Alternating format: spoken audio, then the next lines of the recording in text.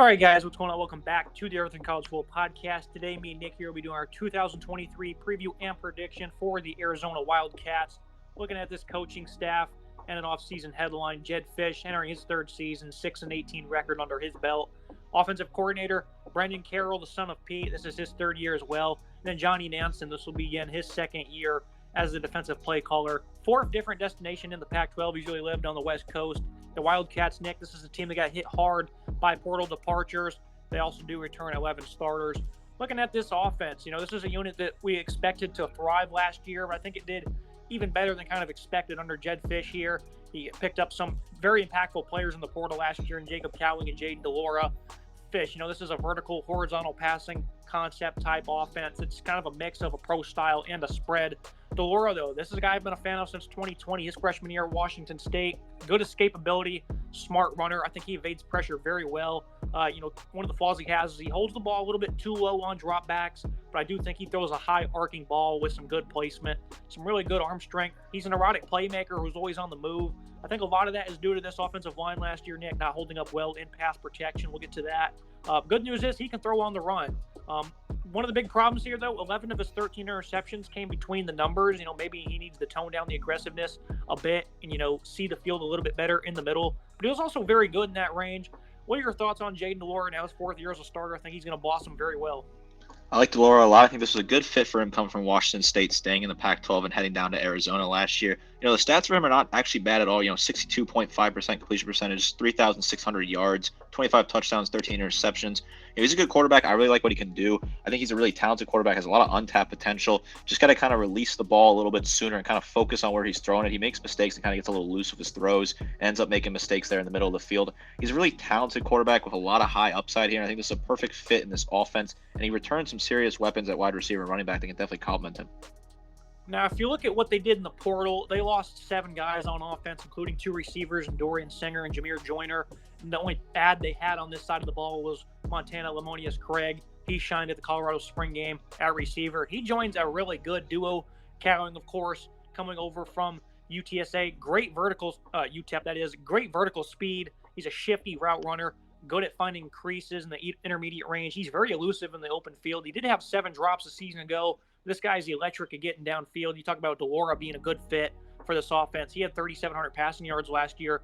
Cowing, he accounted for 1,034 of them. He was the second leading receiver for this offense. Tetairoa McMillan, though, I think this is a guy that's probably going to get a lot of NIL money at the end of this upcoming season. The size combo is 6'5", 205 with the burst after catch he has. The route running is certainly a plus.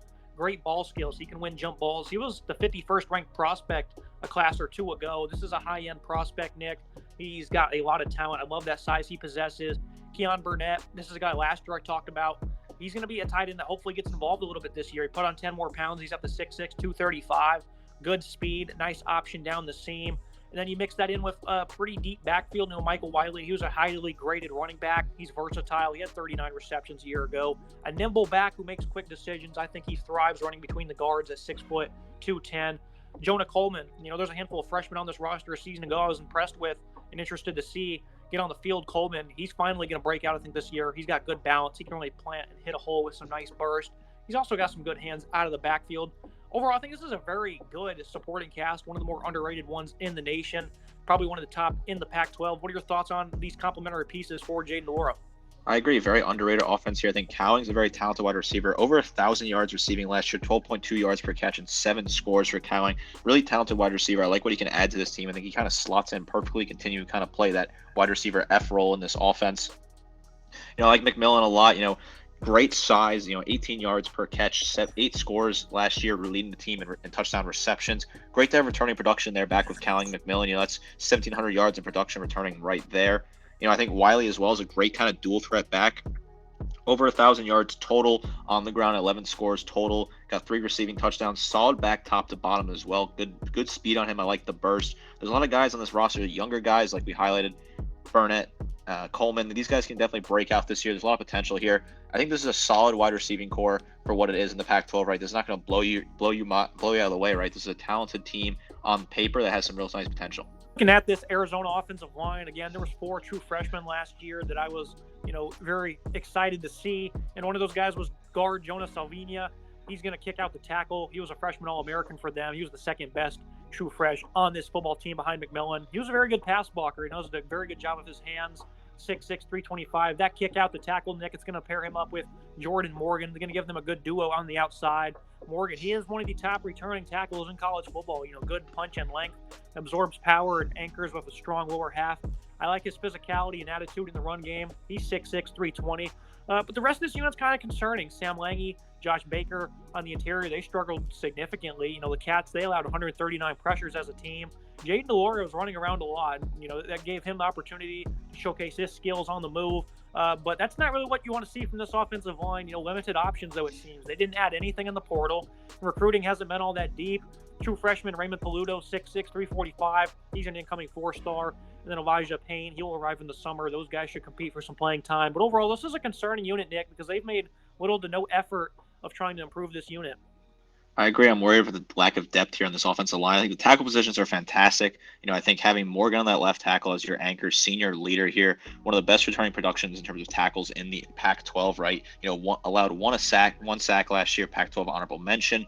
Great piece to have. The interior still has some young guys on it. Some redshirt freshmen plugging in, potentially true freshmen plugging in as well, depending on if they win the spot in camp. So I definitely get concerned about this offensive line. I think there's a lot of holes that need to be filled, and the depth is just really concerning for me. This is a position they need to really improve here because you got to protect the quarterback, DeLore, and you don't really want him to be scrambling, kind of running around like a headless chicken out there. What needs to improve the most would be pass protection, too much scrambling, like we said. But overall, I'm going to give this unit a B+. 2 nice tackles, I would say. That's going to be a nice duo for them. Love the weapons they have.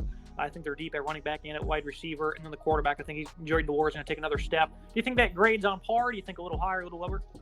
I'd say roughly around a B. I think this is a solid offense. I love the weapons they have. I think the quarterback play is great. I just get really concerned about this offensive line. I think there's so many holes here potentially. If someone goes down injured, that could be a tough spot to fill, and this team could find themselves in trouble. Looking at the Arizona defense, this is a unit that was certainly, did not meet expectations one bit. They should have been a lot better than they were. 36.5 points per game. That was good for 126th in college football. They're one spot better in terms of yards per game. This is a team I think is going to be probably worse, Nick. They only returned 3 starters after a very poor year. They were 126th nationally in sacks and interceptions. They lose their top 2 pass rushers in Jalen Harris and Hunter Echols. They lost 14 players total in the portal, 5 on defense to UMass. Those guys are heading to reunite with Don Brown. Jerry Roberts, a linebacker, is probably the most notable guy headed to Amherst. They also lose their top 4 tacklers. They also lose 3 impactful starters in Kyon Bars, Christian Roland Wallace, and Jackson Turner. 2 of those guys are headed to USC. Overall, they lost 6 defensive linemen. They did add 4 guys in the portal. This is very concerning stuff, Nick. Everything I just read. This is why I have the unit rated as an F, and mainly because of this front 7. They do add Bill Norton from UGA, good flexibility, sets the edge versus the run. He was a physical disruptor in high school. He comes from a physical school that has active hands, 6'6", 300 pounds. I do think that defensive tackle Jacob Kenhikaga has progressed immensely at that position. The Washington transfer Daniel Himilu and Justin Flo are certainly going to make some impacts at linebacker. Flo, this is a guy who's struggled to stay on the field, but he has great physical gifts as a former 5-star, great instincts. He can fire downhill. He plays with tenacity, great pursuit, needs to improve some of that stiffness and coverage, the change of direction. I think there's some areas he needs to work on. Russell Davis, he's a quicker defensive lineman due to his size of being 6'3", 210. Got bodied in the back end of the year versus the bigger, more physical offensive lines as a run stopper. Not sure how much weight he's added on since, but he's their best player right now, Nick, and he's not going to be that big.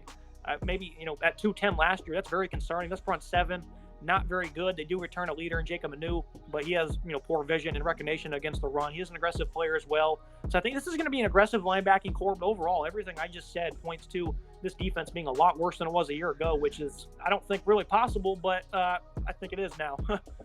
This is a decimated unit. I mean, you're only returning 3 starters here, and Manu is really, not the best player you want to be of your highlighting players here, right? He's 6th on the team in tackles last year with 54 total tackles, 4 for a loss, and 1 sack. And that's the best production you're getting out of your returners right here. They lose Jackson Turner, Jerry Roberts, Christian Young, among others. This is a decimated team. They lost a ton of talent across the board, and they really have struggled to kind of plug it in. Justin Flo, a ton of question marks there, right? The high upside definitely exists. He has tons of potential, but can he live up to the expectations, stay focused, keep himself on the field, and play up to that level that we've seen as a former 5-star recruit? The rest of this defense, they're going to have to plug these guys in and hope that they can produce because this team is lacking across the board. Not a great recruiting class coming in. Not a whole lot of talent on the depth chart. Depth chart's really looking empty. This front seven is decimated. Linebacking core seems to be the best kind of spot for this team. The secondary as well. Yes, they returned 2 pieces, but overall the secondary, they got a lot of work to do if they want to improve the 258.6 yards per game given up through the air last year. This defense is really in shambles, quite frankly, and there's a lot of problems here. I just don't think they'll be able to step up and fill up those holes. Safety Isaiah Taylor, he showcased some good ball skills in the spring. Traydon Stooks at corner, he's going to be their best defensive back. He's likely going to play the nickel, though. Great tackler. He only missed 3 tackles all year, all of which came in a poor game late in the year against Arizona State, 6'2", 190. Top to bottom, Nick, this is going to be a pretty bad defense, like you said, and that leads us to the preview and prediction of the schedule. Overall for Arizona, this team has great upside on offense, especially if the offensive line can piece things together. I think they should probably approach 40 points per game, which is certainly possible. The defense seems doomed to step back. They lost 3 great players in the portal, the loss of rotation in the trenches. Flo's going to have to come in and be a tone setter, but he's yet to prove he can stay on the field.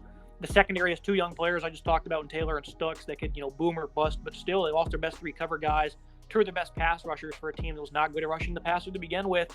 Final verdict, I think the offense will need to carry what will be a very subpar defense for Arizona. And with that said, I still have them finding their way into the postseason at 6-6. I think that certainly, comes from the benefit of having a bit of a weaker schedule. Northern Arizona, a freebie there. UTEP, Stanford, I don't think they have any problems there. I do think they'll, trip up at Mississippi State. Washington and USC, they're not going to win those games. I think they can compete in every single game on the schedule, Nick, because of the offense, and it is the Pac-12. I do think they'll, come away with a win against UCLA at home on November 4th. But overall, it's going to be tough to see Arizona doing much more. I think their ceiling is 7 games at the most, and I have them winning 6. What are your thoughts on this football team overall, and do you think they'll make a bowl game? So I have them going 5-7. They're going to miss a bowl game here for me, and more likely than not. Of course, there's some special cases where 5-7 team makes it in. I just don't think that's going to be this team. Not incredibly tough, right? Certainly non-conference at Mississippi State's a very interesting game. Definitely a bit of a tougher draw there. Travel to an SEC opponent, but Northern Arizona, UTEP, freebies right there.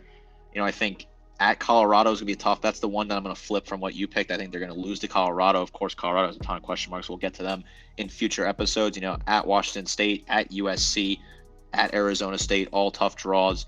At home to Washington, home to Utah, home to Oregon State. These are some tough games across the board. I think this team, they're a good offense. There's a lot of high upside in the offense. I think the defense just has so many question marks. They'll find themselves in a shootout basically every single week. And they're going to struggle to keep up with some of these teams that just have better defenses that can stop them and, kind of force that offense off the field, get the defense back on the field and wear that defense down.